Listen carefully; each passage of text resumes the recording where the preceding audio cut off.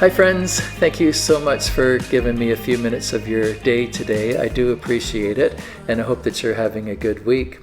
So we are in this series that we're calling A to Z, and we're discovering that the A to Z being A to Z of the Bible from Genesis to Revelation. And we're discovering that the Bible is one big story that's made up of a bunch of different stories. And there are a bunch of different characters in the Bible, but there really is one central character, and that being Jesus. And so last week we talked about how Abraham had faith, and that faith was counted as righteousness, right, for Abraham. So now today, we're going to fast forward through a few hundred years of history. So we have Abraham, who was like the first of the patriarchs, and then Abraham's son Isaac, and Isaac had a son Jacob. And Jacob later became known as Israel, and so his children became known as the children of Israel. That's where that whole thing started. And one of Jacob's sons was Joseph. Now Joseph, we know, long story, ended up living in Egypt, and he ended up becoming a very, very powerful person in the Egyptian government, which was a world-dominating power at the time. And so part of Joseph's story is that there was a great famine in the land, right? So Joseph, picture this, Joseph is living in Egypt, and about 300 kilometers to the northeast, Joseph's dad, Jacob, and all of his children, Joseph's brothers and sisters, are living in Israel, kind of around the Hebron area in Israel. So this famine that has affected Egypt has also affected Israel. And this famine forces Joseph and his family to move to Egypt, where forces Jacob and his family to move to Egypt, where Joseph can provide for them and he can protect them. Okay, so now we pick up the story in Exodus chapter 1, verse 6. In time, Joseph and all his brothers died, ending that entire generation. But their descendants, the Israelites, had many children and grandchildren. In fact, they multiplied so greatly that they became extremely powerful and filled the land. Okay, so that sounds great. Good for them kind of thing. But verse 8 is coming. Verse 8, Exodus 1, verse 8. Eventually, a new king came to power who was Ramses II, Pharaoh. Eventually, a new king came to power in Egypt who knew nothing about Joseph or what he had done. He said to his people, "Look, the people of Israel now outnumber us and are stronger than we are. We must make a plan to keep them from growing even more. If we don't, and if war breaks out, they will join our enemies and fight against us. Then they will escape from the country," or can be translated, then they will take the country, right? So Pharaoh is afraid of the Jewish people. They're becoming too strong, too powerful for them. So verse 11, they flipped the power dynamic. In verse 11, so the Egyptians made the Israelites their slaves. They appointed brutal slave drivers over them, hoping to wear them down with crushing labor. They forced them to build the cities of Pithom and Ramesses as supply centers for the king. But the more the Egyptians oppressed them, the more the Israelites multiplied and spread, and the more alarmed the Egyptians became. So the Egyptians worked the people of Israel without mercy. They made their lives bitter, forcing them to mix mortar and make bricks and do all the work in the fields. They were ruthless, keyword, they were ruthless in all their demands. Okay, I think it's important for us at this moment, and you're going to see in just a minute why. It's important for us to pause to feel the pain of the Jewish people in this moment. Imagine what it would have been like to be in a place of security, safety, and as your community grew in strength, you became more and more secure, and a place of great provision. The Jewish people were blessed living in Egypt. Imagine what it was like to go from that to, over a short period of time, to become slaves and to lose all of that security, to all of a sudden be living under the bitter oppression of a dominator, right? So we need to feel the pain, feel the hunger, feel the struggle, trying to provide for your children, afraid for the future, just the bitterness of that experience of slavery, right? And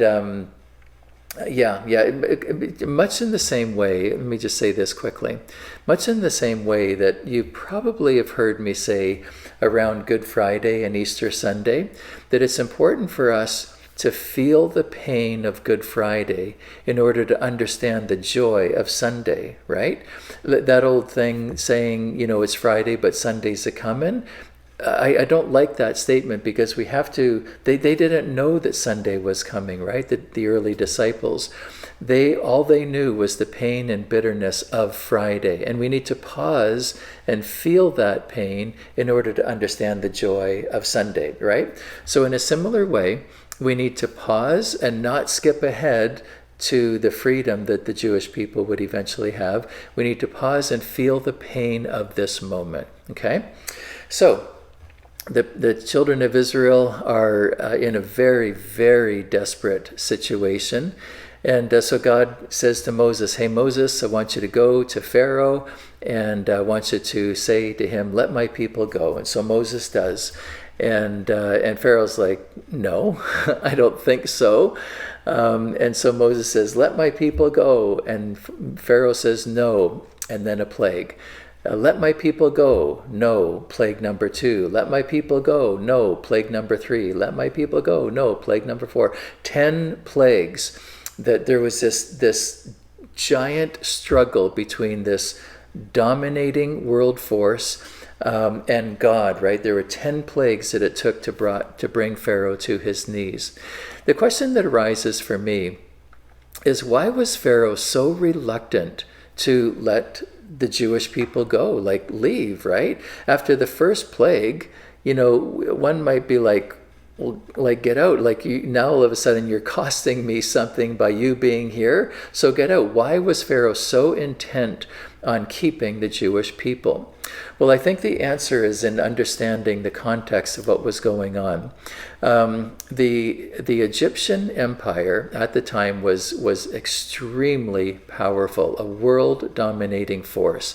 And the Egyptian empire at this moment in time was at its pinnacle of power.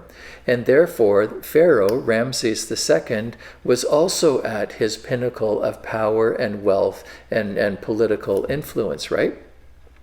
And so there would be an element of pride of like, we are dominant, and who are you to tell me to let these people go, right? So I'm sure there was an element of pride, but reading between the lines and kind of behind the scenes, Ramses II was the most prolific builder of all of the pharaohs, right? Of all of the leaders of his time, Egyptian leaders. He was the most prolific builder. And so it mentioned in what we just read that the Jewish people were building the cities of Pithon, is that what I said? And Ramses, right? Ramses was Ramses II's capital city. It was Egypt's capital city. And it was a place where Ramses had his palace. And so it was a very, very important city. And it was being built on the backs of slave labor. Now, this is nothing new. World empires have done this for centuries. The Romans did the same thing. They built things on the backs of slave labor. And so Ramses, it wasn't just a matter of, I don't feel like letting these people go. No, the Jewish people and these slaves, 600,000 men, we're told later, 600,000 slaves, was a significant part of his building plan, right? Without them, he would not be able to build. And so that's why he was so reluctant to let them go. Okay, so let my people go. No, plague number 1. Let my people go. No, plague number 2. 10 different plagues that attacked agriculture and livestock. And then finally, we know the last plague was bringing death to the firstborn of every family, right? And so on that horrible, just horrible night, when how many people died from Pharaoh's home to the poorest slave in the land, how many people died, and on that night, God instructed the children of Israel to kill a lamb, and to take the blood of that lamb, and paint it on the doorposts, and that would save their life. So let me pick up from Exodus 12, verse 21. Moses called all the elders of Israel together and said to them, "Go pick out a lamb or a young goat for each of your families, and slaughter the Passover animal. Drain the blood into a basin, then take a bundle of hyssop branches and dip it into the blood. Brush the hyssop across the top and the sides of the doorframe of your houses." And then skipping down to verse 23, "When the Lord sees the blood on top and sides of the doorframe, the Lord will," air quotes, "pass over your home." And that's why it was called the Passover lamb, because the death angel passed over the homes, of the Jewish people. Okay, so Passover has for 4,000 years been a very, very significant moment on the Jewish calendar. Probably is like the moment on the Jewish calendar, right? When Jewish people still today remember that horrible and horrible event and wonderful event, depending on your perspective. And so, so for 4,000 years, the Jewish people, little less than 4,000 years, the Jewish people have celebrated, Passover. Now, the Passover celebration has a very specific ritual attached to it, very specific songs that are, I should say Passover celebration in general, but the center of the Passover celebration is the Passover meal, or the Seder meal, Seder, Seder. The Seder meal is the center of the Passover celebration. And at the Seder meal, there's a very specific recipe of things that stories that they tell, prayers that they pray, songs that they sing. It's a very specific, laid out in what they do. And also the food, the meal that they eat is very specific and very laid out. There are elements, the elements are always the same. One of the elements is some kind of a bitter herb. And so I believe that today horseradish is kind of a thing that Jewish families will to use at the Seder meal. And this bitter herb, horseradish, that will bring tears to your eyes, is a reminder of the bitterness of the suffering of slavery, right? And again, that's why we needed to pause to feel the pain of the slavery, right? So the bitter herb, or the horseradish, brings tears to eyes. It reminded them of the bitterness of slavery. Another interesting piece, and kind of along the same lines, is a cup of salt water and dipping fresh vegetables into the salt water and bringing out, reminding the Jewish people, salt water as being a reminder of the bitter tears, salty tears that were cried, but reminding the people that something beautiful and new life can come out of the bitter tears of suffering. Another part of the Passover meal is unleavened bread, reminding the people that unleavened, of course, meaning no yeast. So if it's dried, crackers or flat bread of some kind. And unleavened, reminding the people that they had to rush away very, very quickly, and there was no time to let the bread rise. Another part of the meal is, of course, lamb, reminding them of the lamb that literally gave its life to literally save the lives of the Jewish people. So lamb is an important part. And then also, an interesting piece that I read about this week, glasses of wine. So there were glasses of wine around the table for people to drink, but there was a fifth glass of wine at the table that was not to be consumed. It was saved for the prophet Elijah. And the saving this cup for the prophet Elijah was to a statement reminding them that the Messiah is coming. I had a Jewish friend say to me once that to be Jewish means to look forward to the Messiah. Those two are inextricably linked, right? To be Jewish is to look forward to the Messiah. And that's a central part of the Seder meal. The Passover meal is this fifth cup of wine that doesn't get consumed. It's for the prophet Elijah, who is pointing to the coming Messiah. So now, fast forward about 1400 years, and Jesus is coming. Jesus is living on earth, and Jesus is coming up to the day of his crucifixion. Now, Jesus was absolutely in control of the events around his crucifixion. He was absolutely in control of the timing of it, and the timing was very specific. God chose the time of the Passover for Jesus to be killed, right? For him to be crucified. And so Jesus knew exactly when he needed to, leave Galilee and come down to Jerusalem, and he knew exactly what was going to happen, and he orchestrated the timing. And so now, just before Jesus is killed, it says in Mark 14, on the first day of the festival of unleavened bread, which is tied to Passover. We didn't read about it, but it's tied to the ritual or whatever of Passover. When the Passover lamb is sacrificed, Jesus' disciples asked him, "Where do you want us to go to prepare the Passover meal for you?" Now in English, in our translations, we lose the significance of this. The Passover meal is the Seder meal. Jesus was a good Jewish boy, and his disciples were good Jews. And as good Jews, they would have celebrated the Seder meal, right? And so, around the table, Jesus would have had all of these elements in the Seder meal. We tend to sanitize things in our understanding. And, I kind of probably thought, I don't know what I thought, but that Jesus, would have just had a bunch of crackers and a bunch of Welch's grape juice, right? And that was their meal, right? Well, no, the gospel writers selected a couple pieces of the Seder meal to highlight for us today, but those two pieces, the bread and the wine, were part of the larger meal.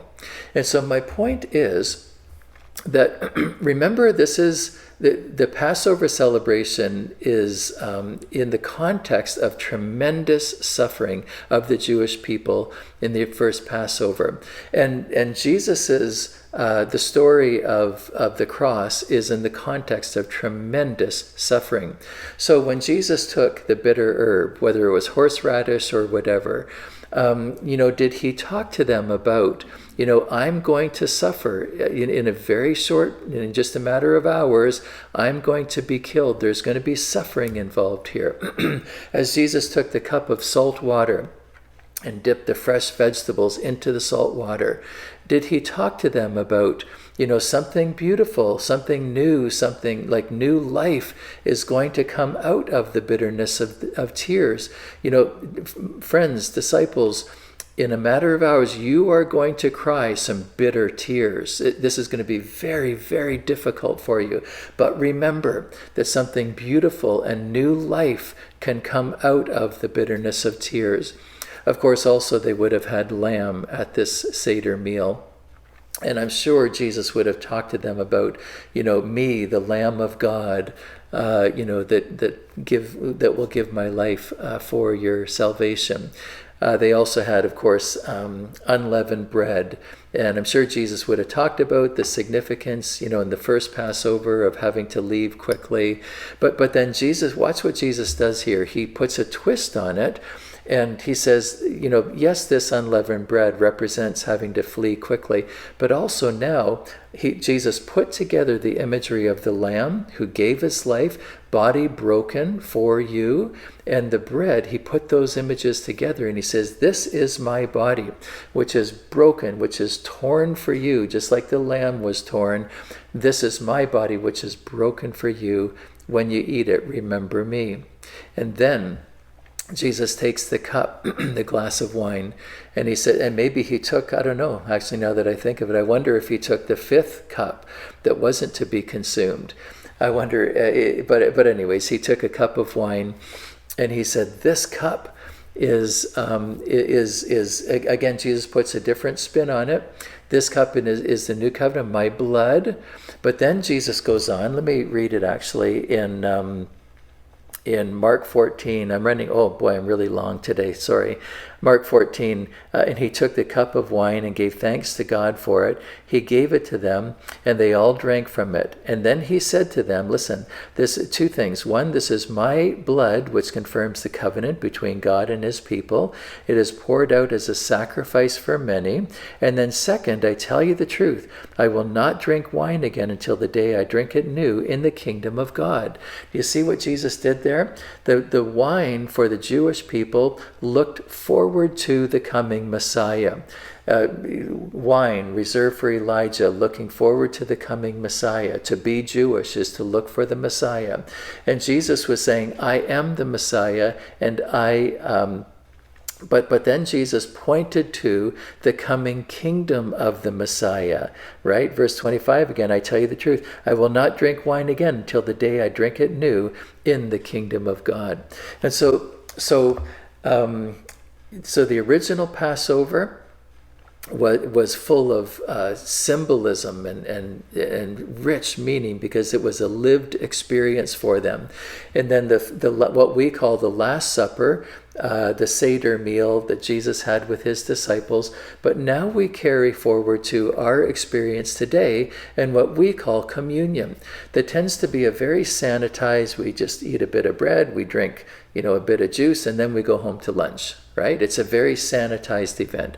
But friends, what my point, I guess, is that the first Passover and the Last Supper with Jesus was steeped in suffering and bitter tears. And we today tend to leave that segment of it alone. We don't touch that part.